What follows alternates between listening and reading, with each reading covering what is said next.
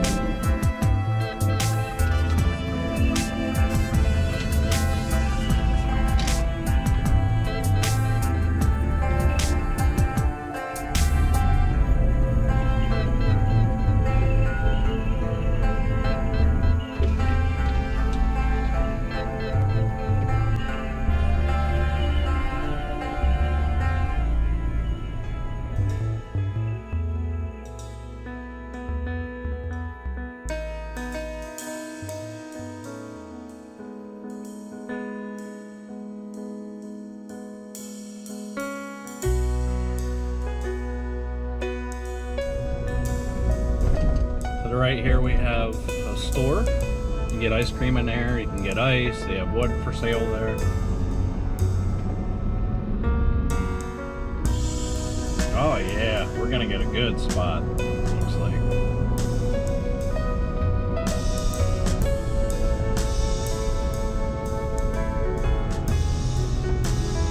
Plenty of space.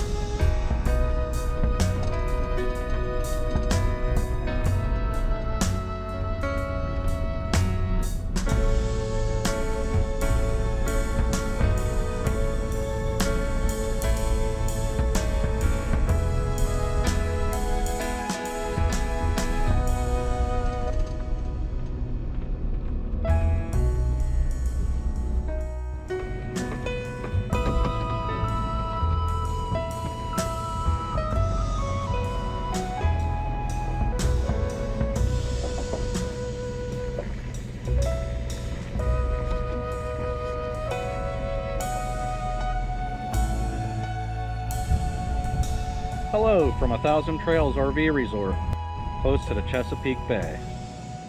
Just arrived here a little bit after 12 o'clock noon today. Check-in's around 12. It's best to get here as soon as possible because it's first come, first serve for what spots are available. So with that being said, I knew pretty much where I wanted to go because we were here last year, and I was hoping the whole way down here that this spot would be available, and well, I lucked out. So anyways, I'll let you check out the view here.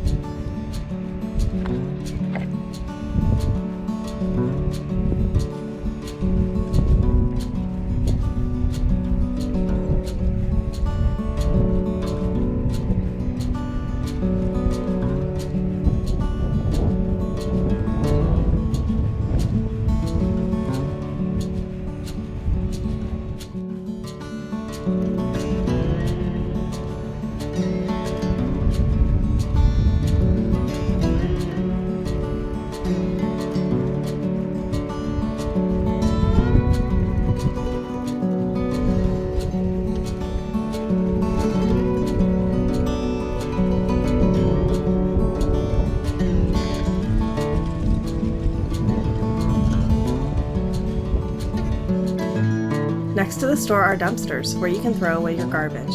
You can also pick up a yellow bin for recycling if there are any available. There seems to be limited quantities of them.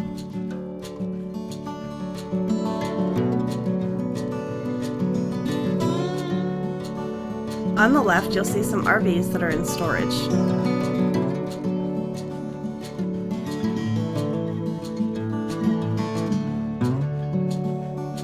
This campground also has a miniature golf course. It seems typical for many campgrounds. It needs some maintenance and some updating. The campground hosts many different activities in the clubhouse and banquet hall that you can see in the background. The clubhouse is large with tables for bingo, games, and puzzles. Next to the clubhouse is the playground.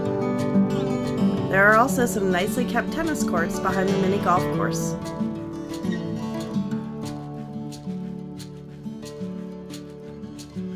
There are two pools. One is family friendly and one is for adults only.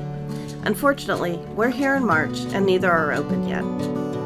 Inside of the clubhouse, there's also a hot tub. We've been here twice in the last 2 years and have yet to see it operational. That may be because we're coming too early in the season, but we're guessing it's just broken. Here are tetherball, basketball, and volleyball courts. Behind is another storage area for RVs and also for boats.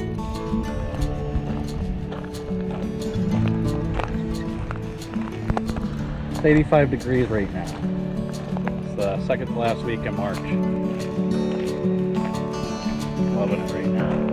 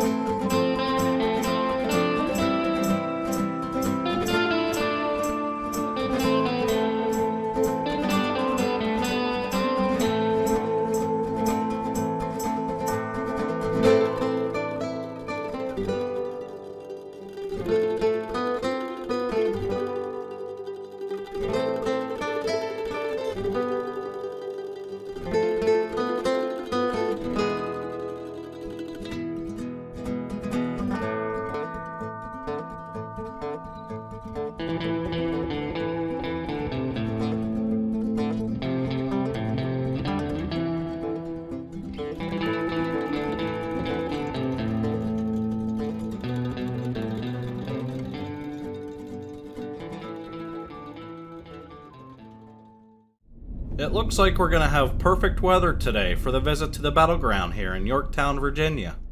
Let's go see and learn some things about this final battle of the Revolutionary War, which sealed our country's independence. This is the Yorktown Victory Monument.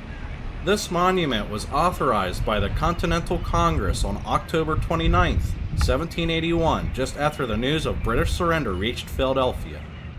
Actual construction began 100 years later and was completed in 1884. It stands 98 feet tall in total.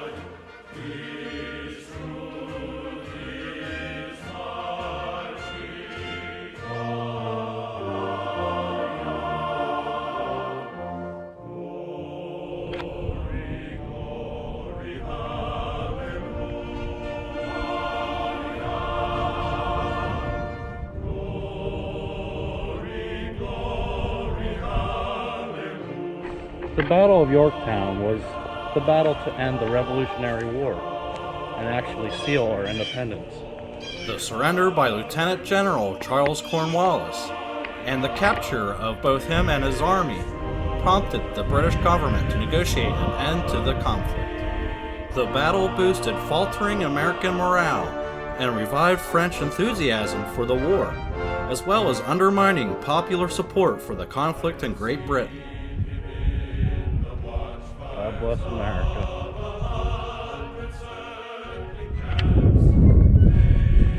Out here in the middle of the battlefield right now.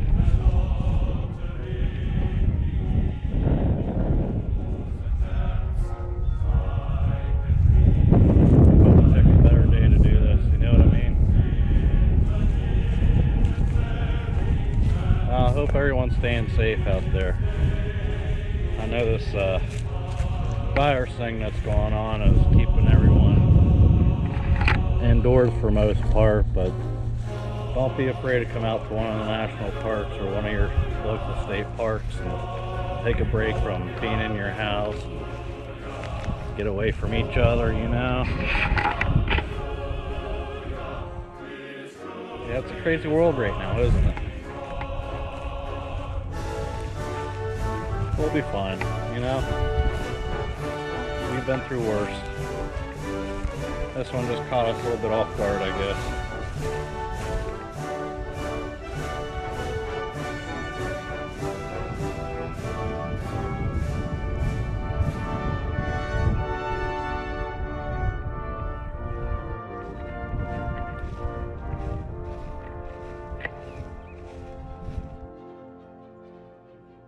What you see before you is the second siege line.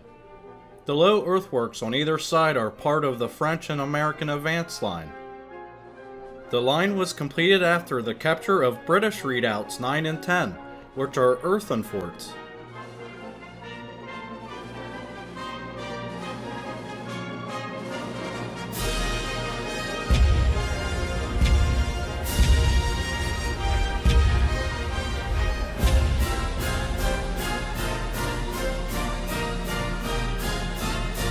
The Grand American Battery Artillery consisted of 7 18-pounder siege guns, 3 24-pounder siege guns, 8 mortars, and last but not least, 4 howitzers.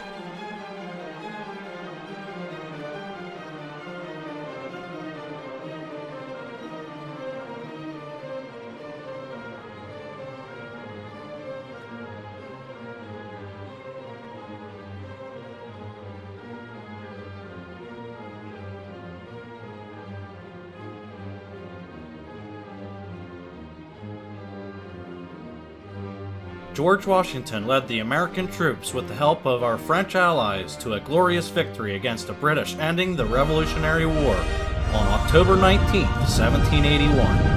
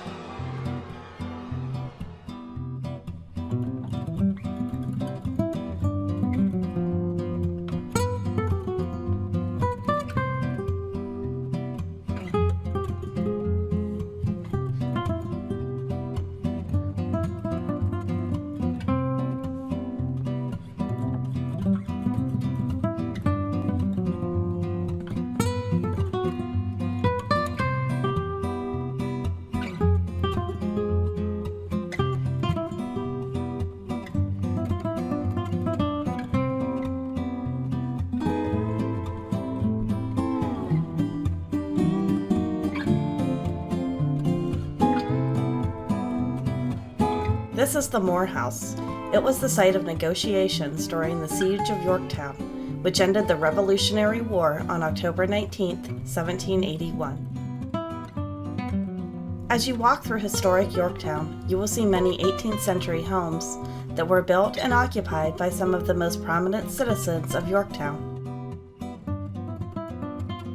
Thomas Nelson Jr. was famous for being a signer of the Declaration of Independence and a one-time governor of Virginia.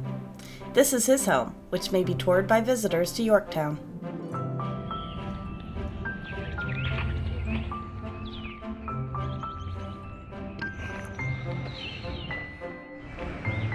Some old buildings have gotten some new life in Yorktown. This house is known as the Coal Diggs House and has functioned as a home, a restaurant, and a coffee house.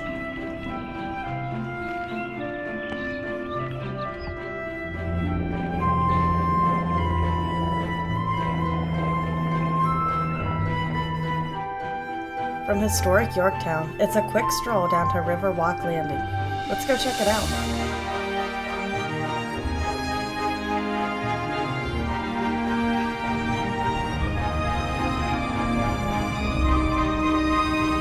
The York River is 35 miles long and feeds into the Chesapeake Bay.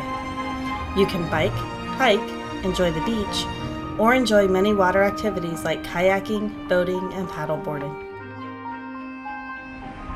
Along the river, you can enjoy a mile-long walk that begins at the battlefield and ends at the American Revolution Museum of Yorktown.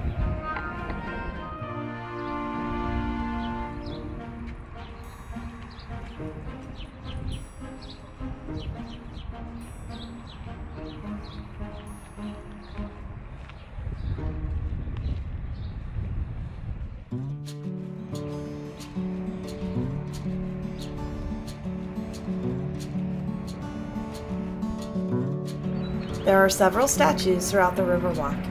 This one pays homage to Marquis de Lafayette, one of the heroes of the Revolutionary War.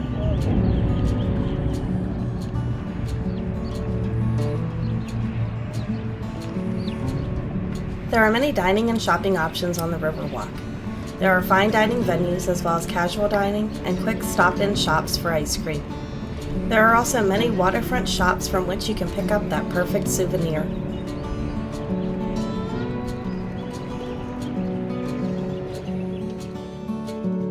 This beach features a Moby mat, which makes the beach accessible for visitors in wheelchairs.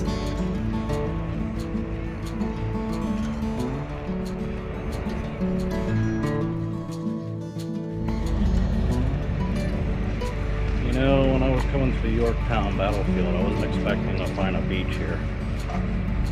It's real nice. This is the Archer House. In 1814, there was a great fire that destroyed everything but the foundation. The house you see today was built on top of the original foundation. This is known as Cornwallis's Cave, where it is believed Cornwallis hid during the siege of Yorktown. No one knows if this is true, but the cave was definitely used for ammunition storage during the Civil War. Yorktown's fishing pier is free to the public and is wheelchair accessible. York River features many types of fish, as well as stingrays and dolphins. You can rent kayaks, paddle boats, and boats here, or buy a ticket on several ships. The schooner Alliance gives you a great history lesson, or you can opt for an adventure on the high seas on a pirate ship. If you're feeling romantic, you can experience a sunset sail on the York River.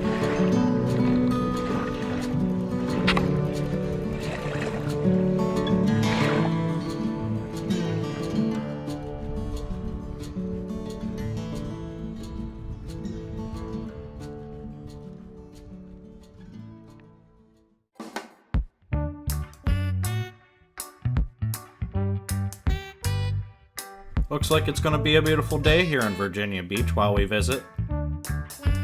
We are here during the first week of spring, so it's a little cool and windy. Definitely not beach weather yet, but it won't be long now. Virginia Beach is a resort city with miles of beaches and hundreds of hotels and restaurants along its ocean front. Every year, the city hosts the East Coast Surfing Championships, as well as the North American Sand Soccer Championship, which is a beach soccer tournament. It's also home to several state parks, several long-protected beach areas, and 3 military bases. Virginia Beach is situated in southeastern Virginia. It lies where the Chesapeake Bay meets the Atlantic Ocean. Also nearby is Cape Henry, which was the site of the first landing of the English colonists, who eventually settled in Jamestown on April 26, 1607. So, let's go check out some more of what Virginia Beach has to offer. The Cavalier Hotel, located on 4200 Atlantic Avenue, is a historic 7-story building designed with a Y-shaped floor plan. It was completed in 1927, with most of its hotel rooms facing the Atlantic Ocean. The hotel also featured dining facilities and opportunities for shopping, as well as amenities such as swimming pools that are now common features of modern hotels. Celebrities who stayed here include Bob Hope, Elizabeth Taylor, Judy Garland, Betty Davis, Doris Day, and Muhammad Ali. Presidents that have stayed here include President Truman, Jimmy Carter, Herbert Hoover, Dwight D. Eisenhower, Lyndon Johnson, and John F. Kennedy.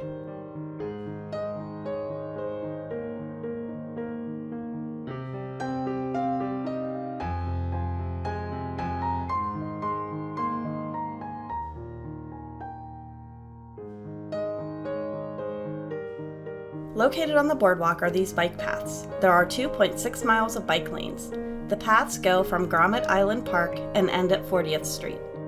Along the boardwalk are several places for you to rent bikes for the day.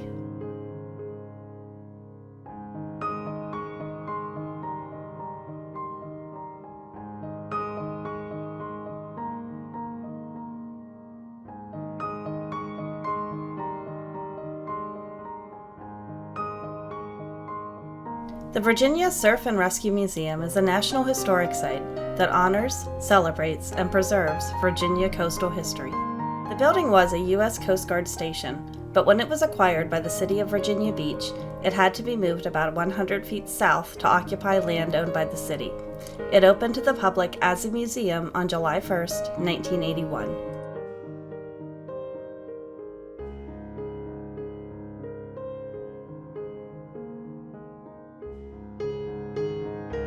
A unique experience you can have at Virginia Beach is a guided horseback ride. You can opt for a 30-minute or a 1-hour tour along the oceanfront. No experience is required. You will receive a short lesson and be guided by professionals. On Good Friday in 1891, a Norwegian ship called the Dictator wrecked off of the coast of Virginia Beach. 9 of the 17 crew members died. The figurehead of the ship, known as the Norwegian Lady, was mounted as a tribute. It remained in place for almost 60 years when it was destroyed by a hurricane. In 1962, 2 statues of the Norwegian Lady were erected, one in Virginia Beach and one in Moss, Norway, where the Dictator originated. The Naval Aviation Monument honors Virginia Beach's extensive aviation heritage. Commissioned by the Hampton Roads Squadron of the Association of Naval Aviation, the monument showcases 3 eras of naval aviation. The scene depicts modern-era aviation with 2 pilots and a maintenance chief gathered around an unloaded bomb skid, and the scene next to it is a pilot greeting his family, reflecting the joy of a military homecoming. This is a statue of Eugene Ely, the first aviator to fly off and land on a ship's deck.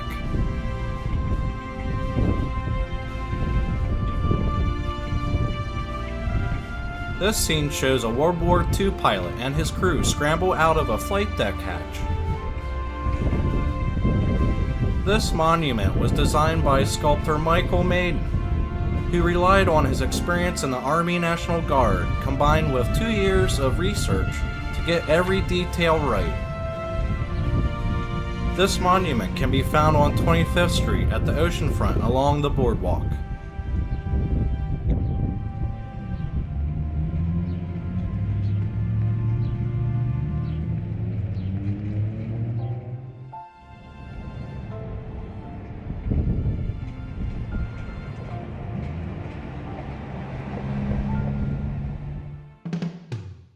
This large bronze statue of King Neptune, Roman god of the seas, known as Poseidon in Greek mythology, was sculpted by Paul de Pascal and is located at the entrance of Neptune Park on the Boardwalk near Laskin Road.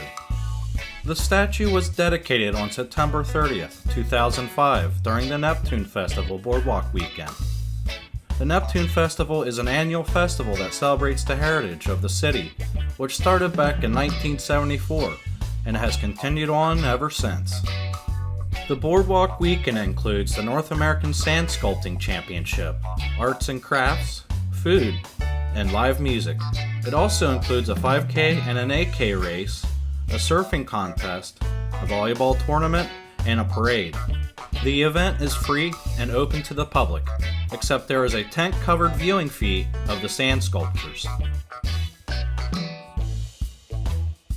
There's always something to do here. No matter your interest, Virginia Beach has something to offer. The 3-mile-long boardwalk features many sidewalk entertainers, an amusement park, aquarium, nightly concerts during the summer, a fishing pier, and a variety of restaurants, bars, and souvenir shops.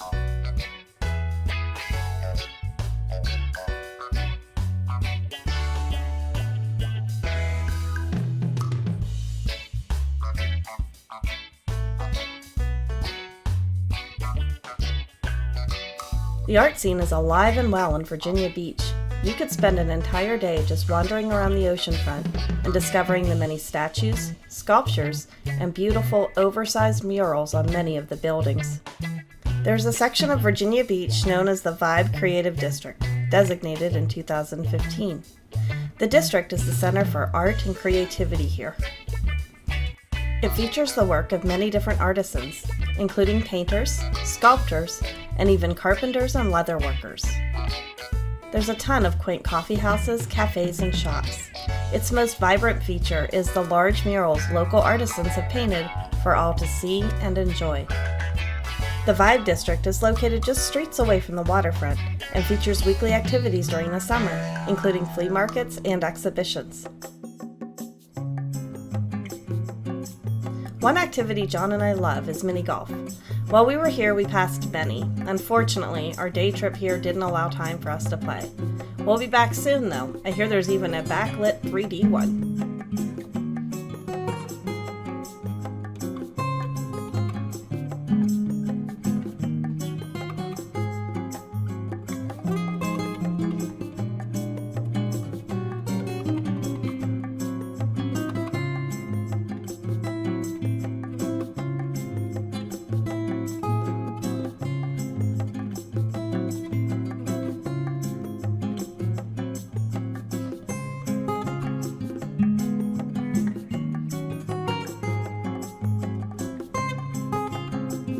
JT's Grommet Island Beach and Playground is the first beach playground designed for adults and children, with all levels of physical capabilities.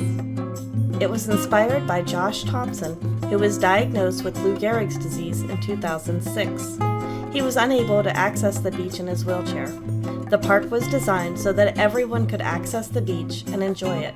It opened in 2010. While there, we were surprised to see a bald eagle just watching the waves.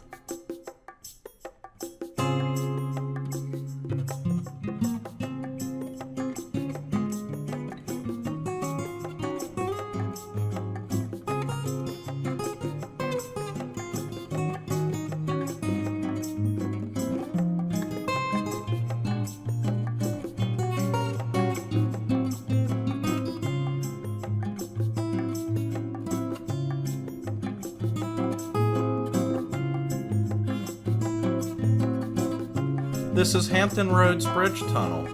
Its 3.5 miles is comprised of bridges, man-made islands, trestles, and tunnels that go under the main shipping channels for Hampton Roads Harbor.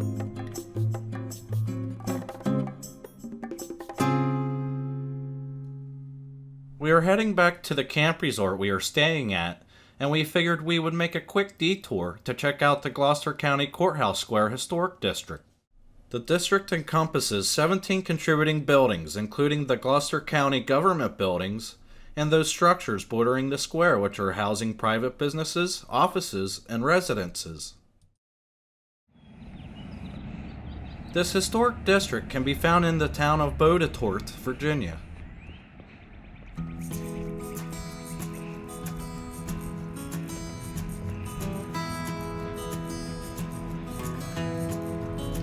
This first small building is the debtors' prison. This building was constructed around 1810 over a portion of a much earlier structure. This annex of the courthouse was added in 1954 and is currently used as the Gloucester's Visitor Center and Gloucester Tourism Office.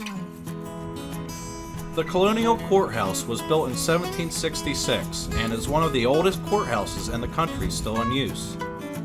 While court is no longer held here, it's still used by the county government and the community for meetings.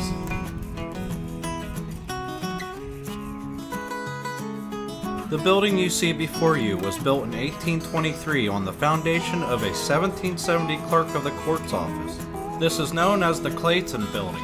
The earlier building burned in 1820, and with it, all of Gloucester's records were destroyed.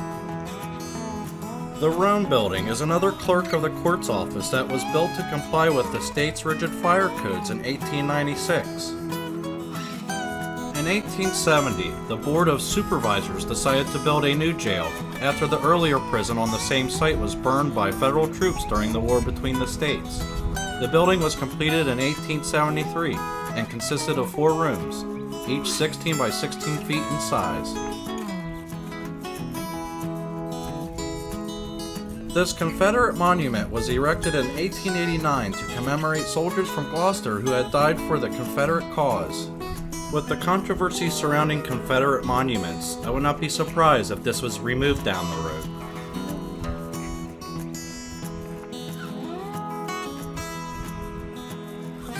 Thanks everyone for joining us today, and if you found any of this information useful, please give us a like and feel free to subscribe. Take care everyone.